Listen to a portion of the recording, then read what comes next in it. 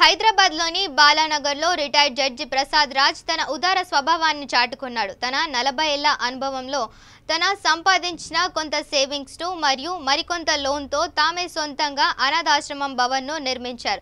ఈ సందర్భంగా ఆయన మాట్లాడుతూ ఆశ్రమంలో కేవలం తల్లిదండ్రులు లేని పిల్లలను చేరదీస్తున్నామని అన్నారు. ప్రస్తుతానికి 20 మంది పిల్లలు రాగా మరో 30 మంది పిల్లలను చేరదీసే స్తోమత కలదని ఆయన తెలిపారు. ఈ సేవా కార్యక్రమానికి నాతో పాటుగా మా కుటుంబ సభ్యులు కూడా సహకరిస్తున్నారని అన్నారు.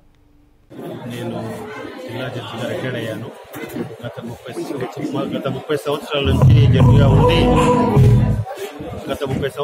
జడ్జిగా ఉండి రిటైర్డ్ అయిన తర్వాత ఈ ఆశ్రమాన్ని కట్టడం జరిగింది. ఒక 50 మంది పిల్లల్ని, అమ్మా నాన్న లేని పిల్లల్ని తీసుకొని చదివించాలనే ఉద్దేశంతో కట్టాను. ఒక 20 మంది పిల్లలు వచ్చారు. ఇక 30 మంది పిల్లలు రావాల్సి ఉంది.